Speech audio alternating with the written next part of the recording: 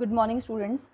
So let's discuss our next topic of magnetic field, that is the magnetic field at the center of current carrying circular loop. So here we have two loop.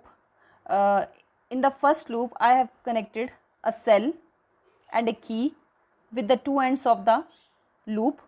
और simple सी चीज़ है, इसमें आपने एक wire लिया, उसको you have given a one turn to that wire and you have connected that the two end of these two wires with the cell or the battery, and you all know the direction of current is from the positive terminal to the negative terminal. So in figure number 1, let the current start flowing from the positive terminal in this direction and it will move in this direction and ends at the negative terminal. And now you have to find out the direction of magnetic field at the center point O. So the magnetic field, direction of magnetic field can be calculating by using the direction and the magnitude of the magnetic field can be calculating by using the Biot-Savart's law, जिसमें हम क्या करेंगे, जो आपका ये पूरा loop है उस पूरे लूप का स्मॉल पार्ट कंसीडर करेंगे. ठीक है, जैसे फॉर एग्जांपल अगर आप ये पूरा लूप देखो तो ये स्मॉल करंट एलिमेंट आइडियल के साथ मिलके बना है. तो अगर आप ये छोटा सा एलिमेंट यहाँ कंसीडर कर रही हूँ मैं, जब फॉर एग्जांपल यहाँ पे है मेरे पास, तो यहाँ पे जिसका करंट क्या है, आई है, डाउनवर्ड डायरेक्शन में मूव करके जा रहा है और इसकी लेंथ कितनी है, डीएल. तो आईडीएल क्या बनता है, हमारे पास करंट एलिमेंट बनता है. और अगर आप यहाँ देखोगे तो यहाँ पे भी मेरे पास है आईडीएल, ये स्मॉल करंट एलिमेंट है, इसकी डायरेक्शन ऐसे है और यहाँ पे डायरेक्शन डाउनवर्ड में है. तो आप क्या करेंगे, सबसे पहले ऐसे करके ये छोटे छोटे बड़े सारे करंट एलिमेंट से मिलके बना है, लेकिन वो टोटल करंट एलिमेंट कितने वो मुझे नोन नहीं है, लेकिन ये हमें पता है कि स्मॉल करंट एलिमेंट से मिलके वो बना है. तो हम क्या करेंगे, एक ऐसा ही स्मॉल एलिमेंट मैंने कंसीडर कर लिया ये. तो आप इस स्मॉल करंट एलिमेंट की वजह से ओ पॉइंट पे मैग्नेटिक फील्ड निकालोगे. तो अगर आप कर्व्ड पार्ट का स्मॉल सा हिस्सा कंसीडर करते हो तो वो ऑलमोस्ट स्ट्रेट ही होता है. तो जैसा आपका स्ट्रेट करंट कैरिंग कंडक्टर बनते हैं हम, स्ट्रेट करंट कैरिंग कंडक्टर, उसके आसपास मैग्नेटिक फील्ड कैसे फॉर्म होती है, ऐसे सर्कुलर पार्ट में. तो ये छोटा सा करंट एलिमेंट क्या बनाएगा अपने आसपास, ऐसे सर्कुलर मैग्नेटिक फील्ड की फॉर्मेशन करेगा. ठीक है, तो अगर आप यहाँ पे ऐसे number of magnetic field line बना सकते हो आप, तो आपने इस पॉइंट पे ओ पॉइंट पे मैग्नेटिक फील्ड निकालनी है. ठीक है, तो ये देखो ये वाला पार्ट जो आपके ओ पॉइंट पे आ रहा है, तो आपने इसकी डायरेक्शन निकालनी है मैग्नेटिक फील्ड की. तो आप क्या करते हो, जैसे छोटा सा पार्ट ये है, तो इसका छोटा सा पार्ट आप कंसीडर करो, तो वो स्ट्रेट करंट कैरिंग कंडक्टर होगा ऐसे.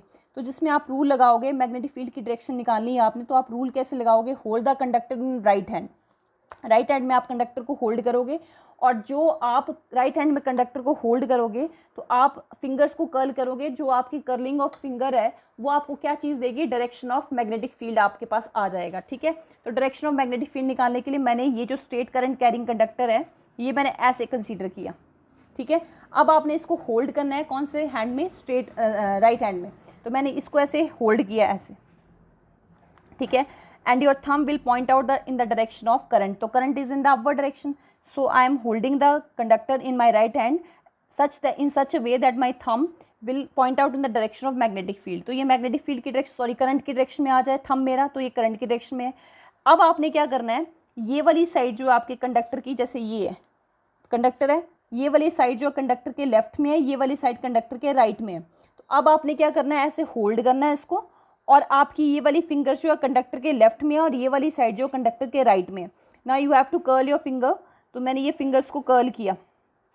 ठीक है, तो आप ये देख रहे हो कि जो आपका ये कंडक्टर है उसका लेफ्ट हैंड साइड पे मेरी फिंगर्स बाहर की तरफ आ रही है. ठीक है, और राइट हैंड साइड पे आपकी फिंगर्स जो है वो अंदर की तरफ जा रही है. It means it will give you the direction of magnetic field, कि आपके लेफ्ट से मैग्नेटिक फील्ड लाइन बाहर निकल रही है और यहाँ पे कहाँ जा रही है, अंदर की तरफ. वैसे आप देखोगे तो मैग्नेटिक फील्ड इसके अराउंड ऐसे सर्कल की फॉर्म में होगी. तो प्लेन ऑफ पेपर के जो प्लेन है आपका, उसके पेपर के परपेंडिकुलर है मैग्नेटिक फील्ड. तो it is difficult to form a magnetic field line which are perpendicular to the plane of paper. तो हम उसको ऐसे ड्रॉ कर लेते हैं. ठीक है, तो आपने ये देखा कि इसके इस तरफ को मैग्नेटिक फील्ड लाइन बाहर की तरफ है. तो आप एरो कैसे लगाओगे, मैग्नेटिक फील्ड का डायरेक्शन जब आप शो करोगे तो यहाँ पे magnetic field line acting in the outward direction, ये बाहर की तरफ आ गई ऐसे बाहर की तरफ. और इसके कंडक्टर के राइट हैंड साइड पे मैग्नेटिक फील्ड कहाँ थी, अंदर की तरफ. ये यहाँ से बाहर की तरफ और यहाँ कहाँ है, अंदर की तरफ. It is the direction of magnetic field. Means at point O पे अगर आप ध्यान से देखोगे तो ओ पे आपकी जो मैग्नेटिक फील्ड है जैसे ऐसे है, ये है मैग्नेटिक फील्ड. ठीक है, और आपका ओ पॉइंट ये है ओ पॉइंट आपका। तो यहाँ पे आप देखोगे तो मैग्नेटिक फील्ड लाइन से बाहर को जा रही है और यहाँ पे कहाँ जा रही है, अंदर की तरफ। ठीक है, तो यहाँ से आप देखोगे तो बाहर का मतलब है, अगर यहाँ पे मैं ड्रॉ करूँगी टेंजेंट, क्योंकि किसी कर्व्ड पार्ट के किसी भी पॉइंट पे अगर आपको डायरेक्शन लेनी हो तो you have to draw the tangent.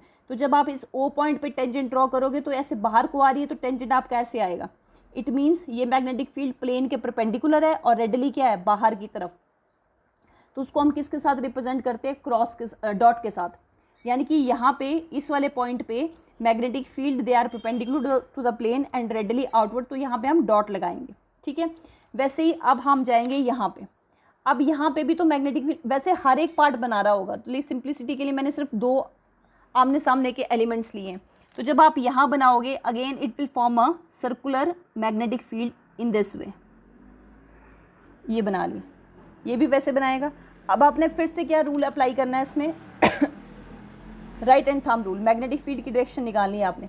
तो अब यहाँ पे कंडक्टर मैग्नेटिक फील्ड नीचे की तरफ जा रही है, तो आपने कंडक्टर को क्या करना है, होल्ड करना है यहाँ पे। तो जब आप इसको होल्ड करेंगे तो आपके पास क्या वैल्यू आएगी, ऐसे करके आपने होल्ड करना है इसको। तो यहाँ पे जो मेरे पास मैग्नेटिक फील्ड है, it is acting in the downward direction. तो डाउनवर्ड का मतलब कि आपको कंडक्टर को होल्ड करना है, लेकिन आप उसको कैसे होल्ड करोगे, ऐसे। करंट कहाँ आना चाहिए, नीचे की तरफ। तो करंट मेरा डाउनवर्ड डायरेक्शन में है, तो मैंने अपनी जो थंब है वो डाउनवर्ड डायरेक्शन में रखा और आपने इस कंडक्टर को होल्ड करना है। जब आप होल्ड करोगे इसको, तो होल्ड करने पे आपने देखा कि आपके लेफ्ट हैंड साइड में मेरी फिंगर जाएंगी अंदर की तरफ। होल्ड करना ना आपने इसको अंदर की तरफ, और आपके जो इस पेन का, ये कंडक्टर का राइट हैंड साइड है, यहाँ मेरी फिंगर अंदर की तरफ आ रही है। ठीक है, सिंपल है, ऐसे रखो आप। कंडक्टर डाउनवर्ड डायरेक्शन में करंट की डायरेक्शन, कंडक्टर को आपने होल्ड कर लिया, और जब आपने होल्ड किया तो यहाँ पे इस वाली साइड पे आपकी फिंगर्स अंदर को जाएगी और यहाँ वाली साइड पे आपकी फिंगर्स कहाँ आएगी, बाहर की तरफ। ठीक है, तो आपने सिर्फ रूल ये अप्लाई करना है।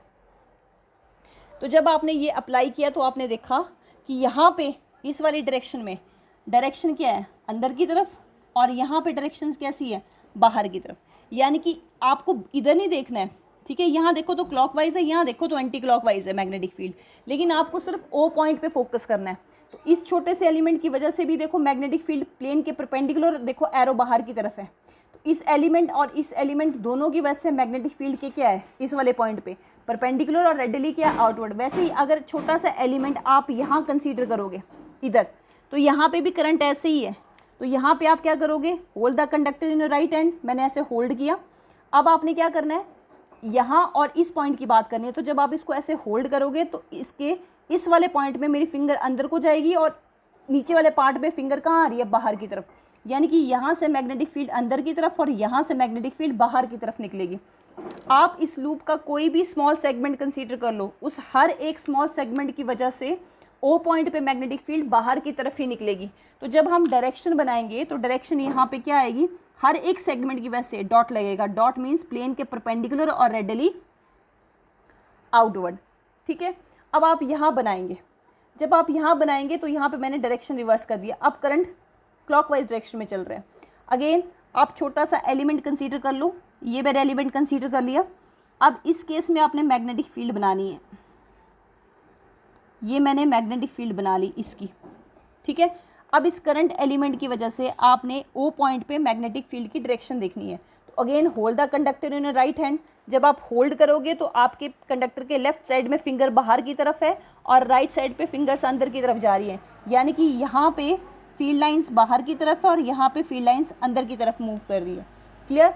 Similarly consider the small current element at this part where the length is DL and the current is I। ठीक है, सेम लेनी है, ताकि अगर करंट भी सेम है, लेंथ भी सेम है, तो ऑब्वियस सी बात है जो मैग्नीट्यूड ऑफ मैग्नेटिक फील्ड इसकी वजह से यहाँ होगा, वही सेम मैग्नीट्यूड इसकी वजह से भी यहाँ पे भी सेम होगा। ठीक है, तो यहाँ पे मैंने आप नेक्स्ट मैग्नेटिक फील्ड की फॉर्मेशन कर दी।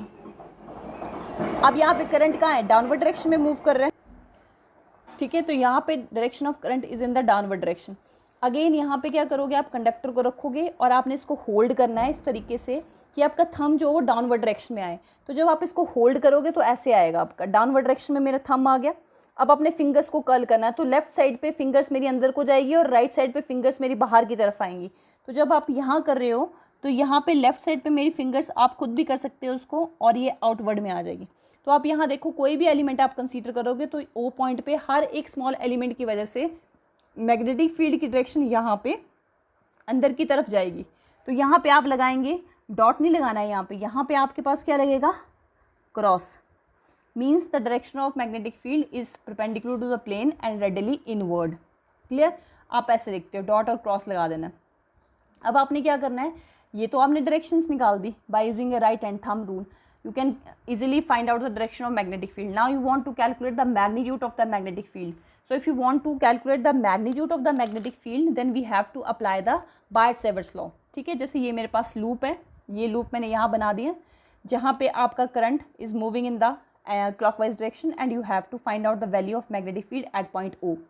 तो वही मैंने यहाँ पे स्मॉल सा करंट एलिमेंट कंसीडर किया, ये आइडियल, ठीक है, स्मॉल करंट एलिमेंट कंसीडर कर दिया और आपने इस ओ पॉइंट पे इस स्मॉल करंट एलिमेंट की वजह से यहाँ पे मैग्नेटिक फील्ड को कैलकुलेट करना है।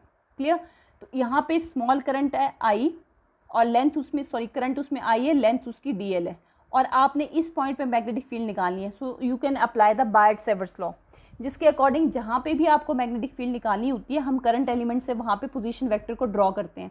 तो this one is r position vector having a distance r और it can be also regarded as a radius of the circle, ये रेडियस ऑफ ए सर्कल भी बन जाता है। ठीक है, अब इनके बीच में हम थीटा एंगल लेते थे, तो अब पोजीशन वेक्टर करंट एलिमेंट के साथ कितने डिग्री का एंगल फॉर्म कर रहा है, it is making an angle of 90 degree. Clear, तो अब आपको पता है इस पूरे एलिमेंट में पूरा जो सर्कुलर लूप बन रहा है उसका आप स्मॉल स्मॉल पार्ट कहीं पे भी कंसीडर कर लो, उस हर एक स्मॉल पार्ट की वजह से डायरेक्शन ऑफ मैग्नेटिक फील्ड क्या होगी यहाँ पे ये निकाली है। ठीक है, क्या आएगी, प्लेन के परपेंडिकुलर और रेडिली इनवर्ड, क्रॉस लगेगा यहाँ पे। ठीक है, अब आपको पता है अगर आइडियल आप यहाँ पे लोगे यहाँ पे तो मैग्नेटिक फील्ड देखो, पहले इस एलिमेंट की वजह से यहाँ मैग्नेटिक फील्ड देखो, तो बायट-सेवर्ट्स लॉ यूज़ किया मैंने, that is equal to μ0/4 pi ideal sine theta upon r square. Ideal current I है, लेंथ डी एल है, साइन पोजीशन वेक्टर और करंट एलिमेंट के बीच में 90 डिग्री का एंगल फॉर्म हो रहा है, थीटा जो लेते थे हम, और इन दोनों के बीच का डिस्टेंस r स्क्वायर है। तो it is the magnitude of magnetic field, clear, at point O due to this small current element. आगे इसकी वजह से अब आपने क्या करना है, अगर वही स्मॉल करंट एलिमेंट आप यहाँ कंसीडर करोगे जिसकी लेंथ डी एल होगी, अब इसकी वजह से यहाँ निकालो तो ये भी तो उससे परपेंडिकुलर उसमें ही है, तो वहाँ पे भी formula μ0/4 pi ideal sine 90 upon ये इसका रेडियस है जो r बनेगा r स्क्वायर, तो उसका मैग्नीट्यूड भी सेम बनेगा। अगर वही स्मॉल एलिमेंट आप यहाँ कंसीडर कर लोगे आइडियल, तो ये सर्कल का रेडियस जो ये r है, ऐसे जब आप यहाँ कंसीडर करोगे तो ये आ जाएगा इसके बीच का पोजीशन वेक्टर, ये एंगल कितने डिग्री का फॉर्म होगा, ऑब्वियस सी बात है 90 डिग्री का। तो इस स्मॉल करंट एलिमेंट की वजह से यहाँ पे जब आप मैग्नेटिक फील्ड निकालोगे that is again equal to μ0/4 pi ideal sine 90 upon r square. Means आप कोई भी स्मॉल करंट एलिमेंट कंसीडर कर लो, उस हर एक स्मॉल एलिमेंट की वजह से मैग्नेटिक फील्ड का मैग्नीट्यूड यही आएगा। तो इसीलिए हमने क्या किया, सिर्फ एक एलिमेंट की वजह से मैग्नीट्यूड निकाल दिया। जब आप एक की वजह से मैग्नीट्यूड निकाल देते हो तो आप उसको जब वैल्यूज़ आपके पास सेम आ रही है हर एक एलिमेंट की वजह से, तो हम उसको क्या करते हैं, हमने टोटल निकालनी है। तो यहाँ पे टोटल मैग्नेटिक फील्ड किसकी वजह से, पूरे लूप की वजह से। तो पहले आप एक एलिमेंट की वजह से निकाल दो, फिर दूसरे की वजह से निकाल दो, फिर थर्ड की वजह से, फिर फोर्थ, ऐसे करके जितने भी total number of current element है उनकी वजह से आप ओ पॉइंट पे मैग्नीट्यूड ऑफ मैग्नेटिक फील्ड निकाल दो और उसको ऐड कर दो। लेकिन हमें क्या पता कितने नंबर ऑफ आइडियल है यहाँ पे, लेकिन इतना ज़रूर पता है कि जो भी आप आइडियल कंसीडर करोगे उन सब का मैग्नीट्यूड एक जैसे ही होगा। सपोज कर लो यहाँ पे 10 एलिमेंट से मिलके ये लूप बनता, तो आप पहले फर्स्ट का निकाल देते हैं मैग्नेटिक फील्ड का मैग्नीट्यूड, फिर सेकंड का निकाल देते हैं, फिर थर्ड का, फिर फोर्थ का, ऐसे करके आप 10 करंट एलिमेंट की वजह से यहाँ पे मैग्नीट्यूड निकाल देते हैं और उसको ऐड कर देते हैं। लेकिन जब हमें नंबर ऑफ एलिमेंट्स गिवन ही ना हो, तो आपको ऑलरेडी पढ़ाया हुआ है when the number of elements are not given, तब हम उसके समेशन नहीं करते, तब हम उसकी इंटीग्रेशन करते हैं। तो आपको पता है हर एक की वजह से मैग्नीट्यूड यही है, डायरेक्शन सबकी सेम है। ठीक है, तो आप क्या करेंगे, इन एक एलिमेंट की वजह से मैग्नीट्यूड निकाल दो और आप टोटल मैग्नेटिक फील्ड निकालने के लिए क्या कर दो, उसकी इंटीग्रेशन कर दो, तो आपके पास वैल्यूज़ आ जाएंगी। तो यहाँ पे मेरे पास आ गया dB की वैल्यू ये। तो आपको मैंने बता दिया, since the magnetic field due to all the small current elements are acting perpendicular to the plane and radially inward, so the total magnetic field at O due to the whole circular loop is, मैंने integrate कर दिया। कहाँ से कहाँ integrate करोगे, इसकी length 0 है, पूरा सर्कल बनाना है तो सर्कमफ्रेंस ऑफ द सर्कल बनेगा, बिल्कुल छोटा सा गैप होता है ये सर्कमफ्रेंस ऑफ द सर्कल बनेगा, यहाँ पे इस पूरे लूप की बात कर रहे हैं। तो सर्कमफ्रेंस 0 से आप शुरू करोगे, जब छोटे छोटे एलिमेंट जुड़ते जाएंगे तो ये पूरे लूप की लेंथ बन जाएगी। तो आप इंटीग्रेशन कहाँ से कहाँ करोगे, 0 से लेके circumference of circle that is equal to 2πr। इसमें से μ0/4π आई और आर स्क्वायर कॉन्स्टेंट है, बाहर निकाल दिया। Integration of dl and after integration of dl differentiation से इंटीग्रेशन कैंसिल आउट हो जाएगी, यू विल गेट l। और after putting the value of upper limit minus lower limit, ठीक है, तो आपके पास वैल्यूज आ जाएगी μ0/4π आई बाय इस r के साथ ये r कैंसिल आउट हो जाएगा, तो आपके पास ये वैल्यू आएगी। After that 2 will cancel out with this and pi with this and you will get μ0I/2r। It is the magnitude of magnetic field at the centre of current carrying loop. याद रखेंगे आप कि कोई भी circular loop आपके पास दिया है और उसके सेंटर पे आपने मैग्नेटिक फील्ड निकालनी है, that is always equal to μ0I/2r। और इसकी डायरेक्शन साथ में ज़रूर लिखनी है, प्लेन के परपेंडिकुलर है और रेडली क्या होती है, इनवर्ड। अब ये पूरे सर्कल की वजह से है, पूरे सर्कल की वजह से ये है। अब सर्कल की बजाय अगर सेमी सर्कल दिया हो, जैसे पूरा सर्कल की वजह से मैग्नेटिक फील्ड 2π μ0I/2r है, अगर इसकी जगह सिर्फ आपके पास सेमी सर्कल दिया हो तो पूरे की वजह से जो है, और सेमी सर्कल की जब हम बात करोगे तो ऑब्वियसली बात है हाफ हो जाएगी। अगर सेमी सर्कल गिवन हो तो μ0I/2r का हाफ मैंने कर दिया, ठीक है। तो जब आप यहाँ पे हाफ करेंगे तो आपके पास हाफ करने पे वैल्यूज़ क्या आ जाएंगी, μ0I/4r। ये सेमी सर्कल का फॉर्मूला है। पूरे सर्कल के सेंटर पे जो वैल्यूज़ आई है वो आपने लिख दिया है। जब आप सेमी सर्कल की बात करोगे तो सेमी सर्कल पे हाफ हो जाएगी, तो μ0I/4r बन जाएगा। क्लियर। अब एक सिंगल टर्न है आपके पास, मैंने कितने टर्न्स दिए थे, सिंगल टर्न, तो आपके पास मैग्नेटिक फील्ड ये बनी। जब आप उसको 2 टर्न्स दे दोगे, जैसे एक टर्न में घूम रहा है फिर उसके बाद एक टर्न और दे दिया, तो जैसे जिस डायरेक्शन में फर्स्ट टर्न में करंट घूम रहा होगा, जब उसके साथ आप उसको दूसरा टर्न दे दोगे, तो सपोज करो जैसे आपके पास ये फर्स्ट है, जैसे यहाँ पे आपका फर्स्ट टर्न है, यहाँ पे करंट क्लॉकवाइज घूम रहा है ऐसे करके, यहाँ से दूसरा टर्न शुरू हो गया इसका, तो अगले में भी तो क्लॉकवाइज ही घूमेगा, ठीक है। अगर आप ऊपर से देखोगे थर्ड में भी क्लॉकवाइज ही घूमेगा। तो अब इसी बात है, सेंटर पे अगर फर्स्ट टर्न की वजह से मैग्नेटिक फील्ड 2 टेस्ला है, तो उसके अगला वाले पे अगर आपने एक टर्न और दे दिया है, इस पे एक टर्न और दे दिया है, तो उसमें भी करंट सेम ही है, तो उसके सेंटर पे भी क्या आएगी, 2 टेस्ला ही आएगी। नेक्स्ट में भी क्या आएगी, 2 टेस्ला ही आएगी। अगर इसमें करंट क्लॉकवाइज घूम रहा है और मान लो मैग्नेटिक फील्ड इनवर्ड है, तो अगले में भी तो इनवर्ड ही होगी, थर्ड में भी क्या होगी, इनवर्ड। तो जब आप सिंगल टर्न दे रहे हो तो आपके पास फॉर्मूला ये आ रहा है। अगर आप उसी लूप को 2 टर्न दे दोगे तो मैग्नेटिक फील्ड दुगनी हो जाएगी। अगर आप उसको 3 टर्न्स दे दोगे तो मैग्नेटिक फील्ड 3 टाइम्स हो जाएगी, ठीक है। जैसे अगर आप 2 टर्न देते तो मैग्नेटिक फील्ड बन जाती है μ0I/2r, 2 टर्न्स पे दुगनी, तो उसको 2 के साथ मल्टीप्लाई कर दो।